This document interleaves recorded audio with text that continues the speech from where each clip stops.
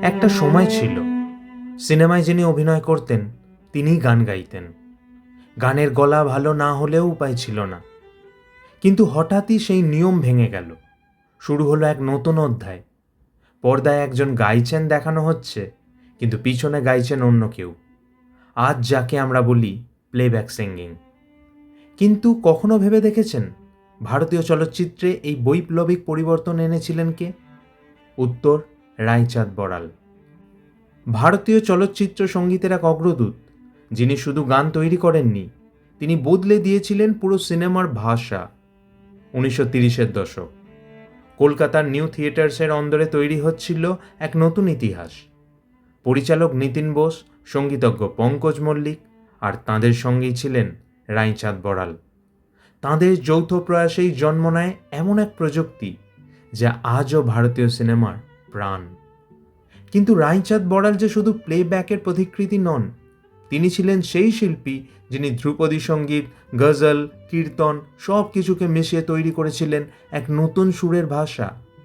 তার হাত ধরেই উঠে এসেছিলেন কিংবদন্তি কণ্ঠ কে.এল. সাইগল। তাকে বলা হয় ভারতীয় চলচ্চিত্র সঙ্গীতের ভীষ্ম পিতামহ। কিন্তু প্রশ্ন হলো, কিভাবে তিনি হয়ে উঠলেন এক যুগান্তকারী নাম? আজকের এই ভিডিওতে আমরা জানব সেই মানুষের গল্প যাঁর সুরে বদলে গিয়েছিল ভারতীয় সিনেমার ইতিহাস। আসুন জেনে নিন রায়চাঁদ বড়ালের জীবন কাহিনী। 1903 সালের 19 অক্টোবর উত্তর কলকাতার প্রেমচাঁদ বড়াল স্ট্রিটের একটি বাড়িতে রায়চাঁদ বড়ালের জন্ম হয়। তার বাবা লালচাঁদ বড়াল ছিলেন একজন ধ্রুপদী ঘরানার বিশিষ্ট সঙ্গীতজ্ঞ। তাঁর 3 পুত্রের মধ্যে রায়চাঁদ ছিলেন সর্বকনিষ্ঠ। তাঁদের পূর্বপুরুষ প্রেমচাঁদ বড়াল ছিলেন বর্ধমান মহারাজার দেওয়ান। তিনি পরে কলকাতায় চলে আসেন এবং তাঁর নামেই তাঁদের বাড়ি সংলগ্ন রাস্তার নামকরণ হয়। প্রেমচাঁদ বড়াল স্ট্রিটের ওই বাড়িতে উচ্চাঙ্গ সঙ্গীতের চর্চা ছিল। বিশ্বনাথ রাও, রাধিকা গোস্বামী, মিয়া রমজান খাঁর মতো নামী শিল্পীদের যাতায়াত ছিল বাড়িতে।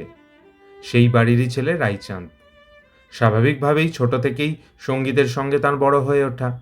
সঙ্গীতের প্রতি আগ্রহ থেকেই অনেক ছোট বয়সে তার তালিম নেওয়া শুরু হয়। প্রথমে বাবা লালচাঁদ বড়ালের কাছেই সঙ্গীত শিক্ষা শুরু করেন রায়চাঁদ। তারপর রামপুর এবং গোয়ালিয়র থেকে বিশিষ্ট সঙ্গীতজ্ঞরা তাঁকে শিক্ষা দিতে আসতেন। রামপুর ঘরানার উস্তাদ মুস্তাদ হোসেন খান সাহেবের কাছে উচ্চাঙ্গ সঙ্গীত শিখতে শুরু করেন তিনি। পণ্ডিত বিশ্বনাথ রায়ের কাছে তালিম নিতেন ধ্রুপদ ঘরানার। এছাড়া মাসিদ খানের কাছে শিখতেন তবলা। রায়চাঁদ তবলায় সাত সাঙ্গাত শিখেছিলেন। শরৎ শিখতেন ওস্তাদ হাফিজ আলী খান সাহেবের কাছে। ভজন, ঠুমরি, গজলেও অসাধারণ দক্ষতা ছিল রায়চাঁদের। তিনি লখনৌ, এলাহাবাদ এবং বেনারসে একাধিক সঙ্গীত সম্মেলনে অংশগ্রহণ করেছিলেন। রায়চাঁদ বড়ালের কর্মজীবন শুরু হয় বেতারের হাত ধরে। 1927 সালে শুরু হয় ইন্ডিয়ান ব্রডকাস্টিং কোম্পানি। তখন দেশের মাত্র 2টি শহরে, বোম্বে ও কলকাতায়, মাত্র 2টি ব্যক্তিগত ট্রান্সমিটারের সাহায্যে প্রথম বেতার কেন্দ্র প্রতিষ্ঠিত হয়। নৃপেন মজুমদারের আহ্বানে শুরু থেকেই কলকাতার বেতার কেন্দ্রের সঙ্গে জড়িয়ে পড়েন রায়চাঁদ বড়াল। তবে প্রথম জীবনে বেতারের সঙ্গে যোগ থাকলেও পরবর্তীকালে ভারতীয় চলচ্চিত্রে সুরকার হিসাবে যোগ দেন তিনি। 1931 সালে তিনি যোগ দেন কলকাতার বিখ্যাত প্রযোজনা সংস্থা নিউ থিয়েটার্সে। তখনও চলচ্চিত্রের নির্বাক যুগ চলছে। চাষার মেয়ে নামে একটি ছবিতে সঙ্গীত পরিচালনা করে খ্যাতি লাভ করেন রায়চাঁদ। বাংলা গানকে রায়চাঁদ বড়াল এক নতুন আঙ্গিক দেন, যেখানে উত্তর ভারতের গজল ধারাকে 19বিংশ শতাব্দীর বাংলা সুরে তারের যন্ত্রের মাধ্যমে মিশ্রিত করে পরিবেশন করা হয়। এই সময় বিখ্যাত সঙ্গীতজ্ঞ হরিশচন্দ্র বালির মাধ্যমে কুন্দনলাল সাইগল বা কে.এল. সাইগলের সঙ্গে তাঁর পরিচয় হয়। সাইগল সাহেব তাঁর প্রথম গান রেকর্ড করেছিলেন রায়চাঁদের তত্ত্বাবধানেই। নির্বাক ছবিতে সঙ্গীত পরিচালনা করলেও রায়চাঁদ বড়ালের আসল দক্ষতা মানুষের সামনে আনে সবাক ছবি। 1932 সালে মোহব্বত কে আঁসু চলচ্চিত্রে তিনি সঙ্গীত পরিচালক হিসাবে কাজ করেন। ওই বছরই তিনি আরও 2টি হিন্দি ছবি ও 5টি বাংলা ছবিতে সঙ্গীত পরিচালনা করেন, যার মধ্যে উল্লেখযোগ্য হল জিন্দা লাশ, সুবহ কি সিতারা, পুনর্জন্ম, চিরকুমার সভা ইত্যাদি। শেষোক্ত 2টি ছবি ছিল বাংলায়। এর পরের 2 বছর তিনি আরও কয়েকটি ছবিতে সঙ্গীত পরিচালকের কাজ করেন। সেগুলি হল পুরন ভগত, রাজরানী মীরা, মীরাবাই, দুলারি বিবি, ডাকু মনসুর, মোহব্বত কি কসৌটি, মাসুতো ভাই, কপালকুণ্ডলা, রূপলেখা ইত্যাদি। এই বছর রায়চাঁদ বড়াল একটি স্বল্প দৈর্ঘ্যের চলচ্চিত্র নির্মাণ করেন যার নাম ছিল পিয়ার ব্রাদার্স। সাদা কালো এবং বাংলা ভাষায় তৈরি এই শর্ট ফিল্মে অভিনয় করেন শ্যাম লাহা এবং অমল মল্লিক। তবে স্বল্প দৈর্ঘ্যের এই চলচ্চিত্র তেমন খ্যাতি অর্জন করতে পারেনি। এর পরের বছরটি অর্থাৎ 1935 সাল ছিল রায়চাঁদ বড়ালের জন্য অত্যন্ত গুরুত্বপূর্ণ, কারণ সেই বছরই তিনি চলচ্চিত্রের সঙ্গীতের বিষয়ে এমন এক পরিবর্তন আনেন যার জন্য তিনি চিরকাল ভারতীয় চলচ্চিত্র ও সঙ্গীত জগতে পূজনীয় হয়ে থাকবেন। আজ যে প্লেব্যাক সঙ্গীতের এত রমরমা, চলচ্চিত্র শিল্পকে সেই প্লেব্যাকের গানের সঙ্গে পরিচিত করিয়েছিলেন স্বয়ং রায়চাঁদ বড়াল। তার আগে চলচ্চিত্রের ধরন ছিল অন্য। সিনেমায় যিনি অভিনয় করতেন তিনিই গান গাইতেন। এতে অভিনেতা বা অভিনেত্রীদের উপর গান এবং অভিনয় দুটি কাজের চাপ একসঙ্গে থাকত। প্রচলিত এই ধারণার পরিবর্তন হলো রায়চাঁদের হাত ধরে। 1935 সালের গোড়ার দিকে তিনি দুটি ছবিতে সঙ্গীত পরিচালক হিসাবে কাজ করেন, আফটার দি আর্থকোয়েক এবং করওয়ায়ে হাওয়াত। তারপরেই তিনি ভারতীয় চলচ্চিত্রের ইতিহাসে প্লেব্যাক আনেন। পরপর দুটি ছবিতে প্লেব্যাক করান তিনি, যার মধ্যে একটি বাংলা ছবি ভাগ্যচক্র, অন্যটি হিন্দি পূর্ণদৈর্ঘ্য চলচ্চিত্র ধূপ ছাঁও। এমন এক সিদ্ধান্ত নেয়া ও তাকে বাস্তবায়িত করার পিছনে আর একজন বিখ্যাত সঙ্গীতজ্ঞের হাত ছিল, যার নাম পঙ্কজ কুমার মল্লিক। ধূপ ছাঁও সিনেমাটি ছিল বাংলার ভাগ্যচক্র ছবির রিমেক। দুটি ছবিরই পরিচালক ছিলেন নিতিন বোস এবং দুটি ছবিই তৈরি হয়েছিল কলকাতার নিউ থিয়েটার্সে। ধূপ ছাঁও ছবিটিতে পারুল ঘোষের নেতৃত্বে একটি গান ছিল मैं खुश होना चाहूं। সম্পূর্ণ মহিলা কোরাসের এই গানটিতে মুখ্য গায়িকা ছিলেন সুপ্রভা সরকার এবং নৃত্যে চিত্রায়িত হয়েছিলেন হরিমতি।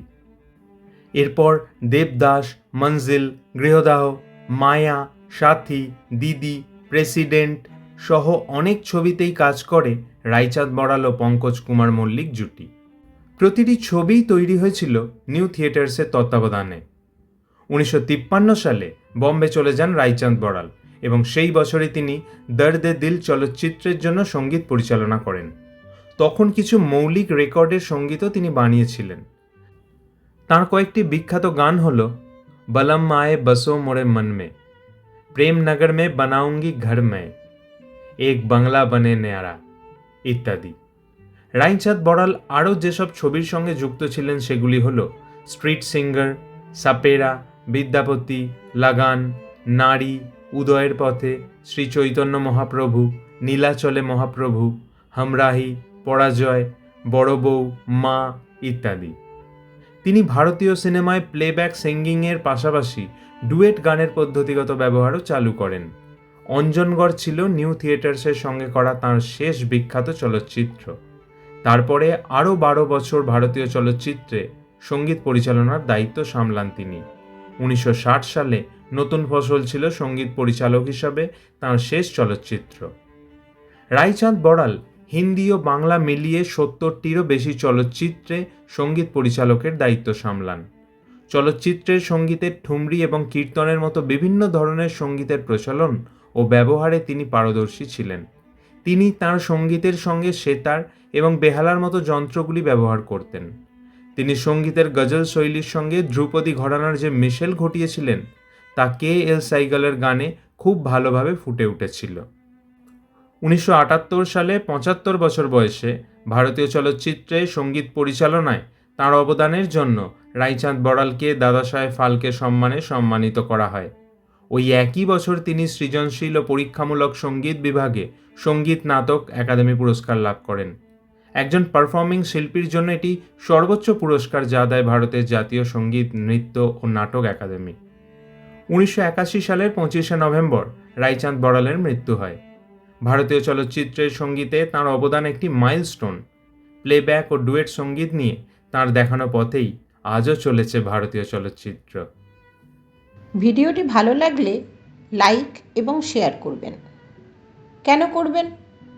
কারণ সব বাংলায় গত প্রায় 10 বছর ধরে বাংলা ভাষায় সঠিক ও নিরপেক্ষ তথ্যভাণ্ডার গড়ে তুলতে আপ্রাণ চেষ্টা করছে। সস্তায় জনপ্রিয় হওয়ার মতো ভিডিও সব বাংলায় বানায় না। অনেক পড়াশোনা করে বাঙালির জন্য বানায় এই সমস্ত ভিডিও। আগামী প্রজন্মের জন্য বাংলা ভাষাকে বাঁচিয়ে রাখার জন্য এই ধরনের কাজে আপনার একটি লাইক ও শেয়ার মূল্যবান। কারণ এভাবেই আমরা প্রমাণ করতে পারি সস্তার জনপ্রিয়তা নয়, বাঙালি সুস্থ সংস্কৃতির পাশে চিরকাল ছিল, আছে, থাকবে।